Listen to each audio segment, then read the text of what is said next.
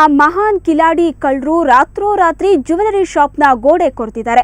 ಯಾವುದೇ ಸಾಕ್ಷಿಗಳ ಗುರುತು ಸಿಗಬಾರದು ಅಂತ ಶಾಪ್ನಲ್ಲಿದ್ದ ಸಿಸಿಟಿವಿ ಕ್ಯಾಮೆರಾ ಕೂಡ ಪುಡಿ ಪುಡಿ ಮಾಡಿದ್ದಾರೆ. ಮಹಾನ್ ಕಿಲಾಡಿ ಕಳ್ಳರು ದೋಚಿದ್ದ ಮೌಲ್ಯ ಎಷ್ಟು ಗೊತ್ತಾ? ಬರೋಬ್ಬರಿ 2 ಕೋಟಿ ಚಿನ್ನಾಭರಣ. ಈ ಘಟನೆ ನಡೆದಿರೋದು ಬೆಂಗಳೂರಿನ ಕೆಆರ್ಪುರಂ ಪೊಲೀಸ್ ಠಾಣಾ ವ್ಯಾಪ್ತಿಯಲ್ಲಿ. ಆ ಕಳ್ಳರ ಕೈಚಳಕ ಎಂತದ್ದು ನೀವೇ ನೋಡಿ.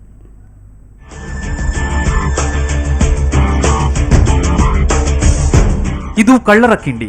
ಚಿತ್ರದುರ್ಗದ ಒಬ್ಬವನ ಕಿಂಡಿಯನ್ನೇ ಹೋಲುತ್ತದೆಯಾದರೂ ಇದೇ ಕಿಂಡಿಯ ಮೂಲಕ ಒಳನುಗ್ಗಿರೋ ಕಳ್ಳರು ಕೋಟಿ ಕೋಟಿ ರೂಪಾಯಿ ಮೌಲ್ಯದ ಚಿನ್ನಾಭರಣ ದೋಚಿದ್ದಾರೆ. ಅಂದಹಾಗೆ ಈ ಘಟನೆ ನಡೆದಿರೋದು ಜ್ಯುವೆಲರಿ ಶಾಪ್ ಕಳ್ಳತನದ ಕುಖ್ಯಾತಿ ಪಡೆದಿರೋ ಸಿಲಿಕಾನ್ ಸಿಟಿಯಲ್ಲಿ.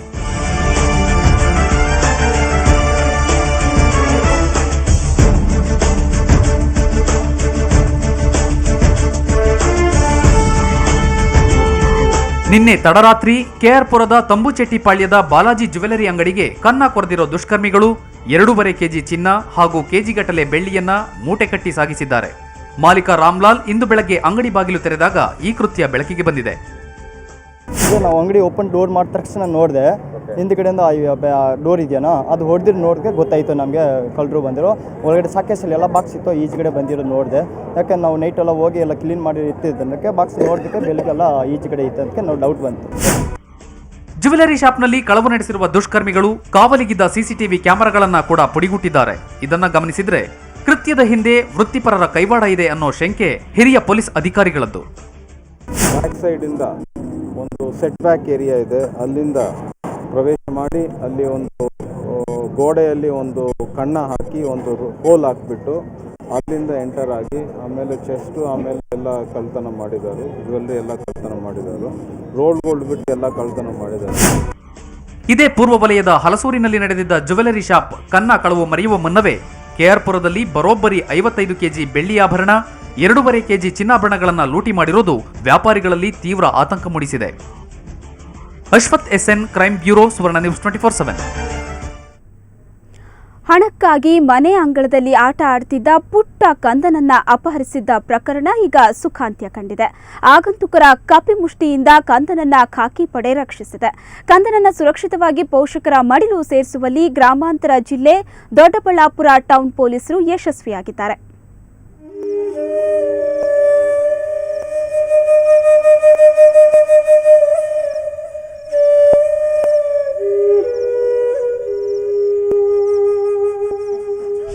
ಆಗಂತುಕರ ಕಪಿಮುಷ್ಟಿಯಲ್ಲಿ ಅನುಭವಿಸಿದ ಯಾತನೆಯನ್ನ ತೊದಲು ನುಡಿಗಳಲ್ಲಿ ವಿವರಿಸುತ್ತಿರುವ ಮಗುವಿನ ಹೆಸರು ಬೃಂದನ್. ದೊಡ್ಡಬಳ್ಳಾಪುರ ವ್ಯಾಪಾರಿ ಗುರುಶಂಕರ್ ಮತ್ತು ಗೀತಾ ದಂಪತಿಯ ಮುದ್ದು ಕಂದ.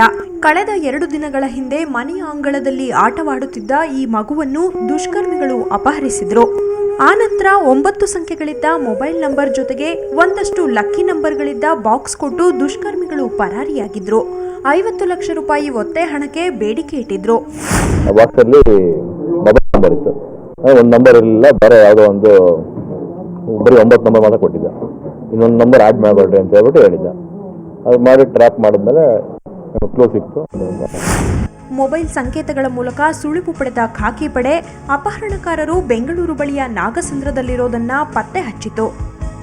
ನಂತರ ಶೇಖರ್ ಎಂಬ ವ್ಯಕ್ತಿಯನ್ನ ಬಂಧಿಸಿ ಗ್ರಾಮಾಂತರ ಜಿಲ್ಲೆ ಪೊಲೀಸರು ಕಂದನನ್ನ ರಕ್ಷಿಸಿದ್ದಾರೆ. ಆ ಗ್ಯಾಂಗಿನ ಉಳಿದ 4 ಪತ್ತೆಗೆ ಶೋಧ ಮುಂದುವರೆದಿದೆ.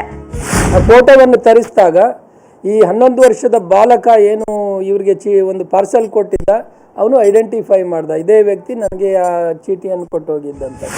ಕಂದನಿಲ್ಲದೆ ಕಂಗಾಲಾಗಿದ್ದ ಪೋಷಕರ ಕಣ್ಣಲ್ಲಿ ಈಗ ಸಂತಸ ಮೂಡಿದೆ. ಸಿ ಮಂಜುನಾಥ್, ಕ್ರೈಮ್ ಬ್ಯೂರೋ, ಸುವರ್ಣ ನ್ಯೂಸ್ 24/7. ಹೈಕೋರ್ಟ್ನಿಂದ ಜಾಮೀನು ರಹಿತ ವಾರಂಟ್ ಪಡೆದಿರೋ ವಿಶ್ವಭಾರತಿ ಗೃಹ ನಿರ್ಮಾಣ ಸಹಕಾರ ಸಂಘದ ಅಧ್ಯಕ್ಷ ಬಿ ಕೃಷ್ಣ ಭಟ್ ತಲೆಮರೆಸಿಕೊಂಡಿದ್ದು ಹುಡುಕಿಕೊಡಿ ಅಂತ ಖಾಕಿಗಳು ಸಾರ್ವಜನಿಕರ ಮೊರೆ ಹೋಗಿದ್ದಾರೆ. 81 ವಯಸ್ಸಿನ 5.6 ಅಡಿ ಎತ್ತರದ ಕೃಷ್ಣ ಭಟ್ ನಿವೇಶನ ವಂಚನೆ ಪ್ರಕರಣದಲ್ಲಿ ಆರೋಪಿಯಾಗಿದ್ದು, ಈತನ ಬಗ್ಗೆ ಮಾಹಿತಿ ನೀಡುವಂತೆ ಬಸವನಗುಡಿ ಪೊಲೀಸರು ಪ್ರಕಟಣೆ ಹೊರಡಿಸಿದ್ದಾರೆ. ಇದೇ ವಿಚಾರದ ಸಲುವಾಗಿ ಮೊನ್ನೆ ಅಷ್ಟೇ ನಗರ ಪೊಲೀಸ್ ಆಯುಕ್ತ ಜ್ಯೋತಿ ಪ್ರಕಾಶ್ ಮಿರ್ಜಿ ಅವರನ್ನ ನ್ಯಾಯಾಲಯಕ್ಕೆ ಕರೆಸಿದ್ದ ಹೈಕೋರ್ಟ್ ಸೂಕ್ತ ಕ್ರಮ ತೆಗೆದುಕೊಳ್ಳಲು ಸೂಚನೆ ನೀಡಿತ್ತು.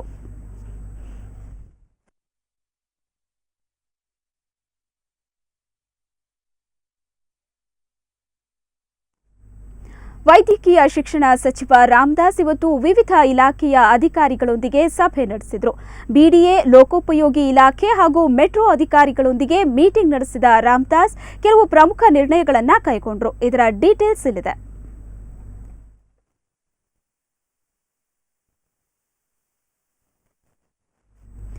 ಅಣ್ಣಾ ಹಜಾರೆಗೆ ಬೆಂಬಲ ವ್ಯಕ್ತಪಡಿಸಿ ಬೆಂಗಳೂರಿನ ಫ್ರೀಡಂ ಪಾರ್ಕ್ನಲ್ಲಿ ನಡೀತಾ ಇರೋ ಪ್ರತಿಭಟನೆ 9 ದಿನ ಪೂರೈಸಿದೆ. ಇವತ್ತಿನ ಪ್ರತಿಭಟನೆಯಲ್ಲಿ ಯಾರೆಲ್ಲ ಭಾಗವಹಿಸಿದ್ರು ಅನ್ನೋದರ ಡೀಟೇಲ್ಸ್ ಇಲ್ಲಿದೆ.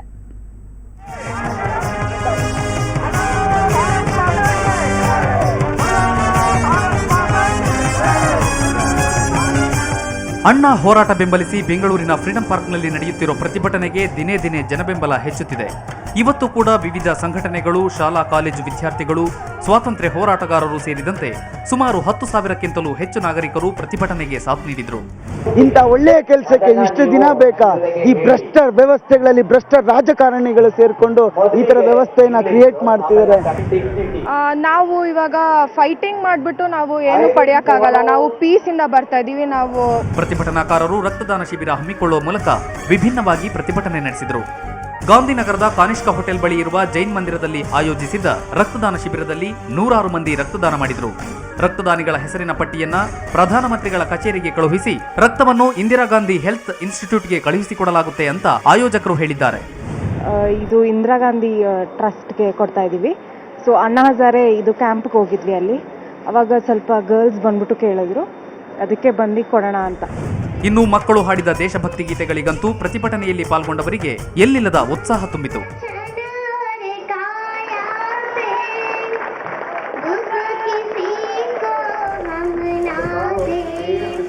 ಇನ್ನು ಇವತ್ತಿನ ಪ್ರತಿಭಟನೆಯಲ್ಲಿ ಮುಂಜಾನೆಯಿಂದ ಕಾಣಿಸಿಕೊಳ್ಳದ ನಿವೃತ್ತ ನ್ಯಾಯಮೂರ್ತಿ ಸಂತೋಷ್ ಹೆಗ್ಡೆ ಸಂಜೆ ವೇಳೆ ಪ್ರತಿಭಟನೆಗೆ ಆಗಮಿಸಿದರು. ಹೆಗ್ಡೆ ಅವರ ಮಾತುಗಳನ್ನು ಕೇಳಲೆಂದೇ ಕಾಯ್ತಾ ಕುಳಿತಿದ್ದ ವಿದ್ಯಾರ್ಥಿಗಳಲ್ಲಿ ಉತ್ಸಾಹ ಬಂತು. ನಾನು ಒಂದು ವೈಯಕ್ತಿಕ ಇದು ಅಣ್ಣಾ ಹಜಾರೆ ಸಂದೇಶದ ಮೂಲಕ ತಿಳಿಸಿದ್ದೇನೆ. ವಯಸ್ಸಾಗಿದೆ, ನೀವು ನಮ್ಗೆ ಬೇಕು, ಇನ್ನೂ ಬಹಳಷ್ಟು ವರ್ಷ ಬೇಕು. ಇದು ಒಂದು ಚಳವಳಿ ಮಾತ್ರ, ಮುಂದೆ ಇನ್ನೂ ಕೆಲವು ಚಳವಳಿಗಳು ನಡೆಯುತ್ತಿದೆ. ನಮ್ಮ ಎಲೆಕ್ಷನ್ ಕಾನೂನಿನಲ್ಲಿ ಬದಲಾವಣೆಗಳಾಗಬೇಕು. ಇನ್ನು ಅಣ್ಣಾ ಹೋರಾಟದ ವಿರುದ್ಧ ಪ್ರಗತಿಪರರು ದನಿ ಎತ್ತುತ್ತಿದ್ದಾರೆ. ಬೆಂಗಳೂರಿನಲ್ಲಿ ಚರ್ಚಾಕೂಟ ನಡೆಸಿದ ಪ್ರಗತಿಪರರು ಅಣ್ಣಾ ಚಳವಳಿ ವಿರುದ್ಧ ಹರಿಹಾಯ್ದರು. ಅಣ್ಣಾ ಭ್ರಷ್ಟಾಚಾರದಂತೆಯೇ ಕೋಮುವಾದಿತನ ಹಾಗೂ ಜಾತಿ ಪದ್ಧತಿ ವಿರುದ್ಧವೂ ದನಿ ಎತ್ತಲಿ, ಅಣ್ಣಾ ಹಿಂದೆ ಆರ್ಎಸ್ಎಸ್ ನೆರಳಿದೆ ಎಂದು ಟೀಕಿಸಿದರು. ಅರುಣ್ ಬಡಿಗೇರ್, ಸುವರ್ಣ ನ್ಯೂಸ್ 24/7 ಬೆಂಗಳೂರು. ಇನ್ನು ಅಣ್ಣಾ ಹೋರಾಟಕ್ಕೆ ಟೆಕ್ಕಿಗಳು ಕೂಡ ಬೆಂಬಲ ವ್ಯಕ್ತಪಡಿಸಿದ್ರು. ಐಟಿಪಿಎಲ್ ಸರ್ಕಲ್ನಿಂದ 100 ಟೆಕ್ಕಿಗಳು ಸುಮಾರು 2 ಕಿಲೋಮೀಟರ್ನಷ್ಟು ಮಾನವ ಸರಪಳಿ ರಚಿಸಿ ಅಣ್ಣಾ ಪರ ಘೋಷಣೆ ಕೂಗಿದ್ರು. ಭ್ರಷ್ಟರನ್ನ ನಿರ್ನಾಮ ಮಾಡಲು ಅಣ್ಣಾ ಹಜಾರೆ ಅವರಿಗೆ ದೇಶದ ಪ್ರತಿಯೊಬ್ಬರು ಬೆಂಬಲಿಸಬೇಕು ಅಂದ್ರು.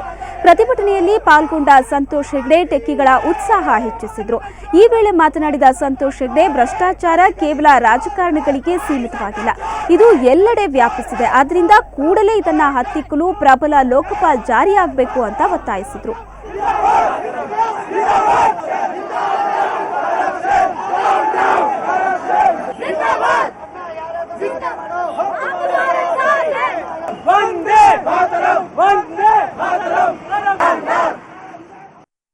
ಇಲ್ಲಿ ಭ್ರಷ್ಟಾಚಾರ ನಿರ್ಮೂಲ ಮಾಡಕ್ಕೆ ಅಣ್ಣಾ ಹಜಾರೆಗೆ ಸಪೋರ್ಟ್ ಮಾಡಕ್ಕೆ ನಾವೆಲ್ಲ ITPL ಇಂದ ಬಂದಿದ್ದೀವಿ. I feel there is lot of corruption prevailing in India right now.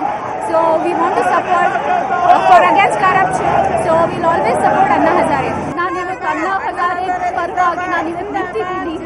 ಕೆಲಸ ದಿನ ಇರುತ್ತೆ, ಬಟ್ ಇವತ್ತಿನ ದಿವಸ ನಾವೆಲ್ಲರೂ ಒಟ್ಟಿಗೆ ಬಂದು ಅವ್ರು ಪಡೋ ಶ್ರಮಕ್ಕೆ ನಾವು ಸಹಾಯ ನೀಡಿದರೆ ನಮ್ಮ ದೇಶಕ್ಕೆಲ್ಲ ಒಳ್ಳೆಯದು ಅಂತ ನನ್ನ ನಂಬಿಕೆ. ಇವತ್ತು ನಿಲ್ಸಿದ್ರೆ ಯಾವತ್ತು ನಮ್ಮ ದೇಶ ಉದ್ಧಾರ.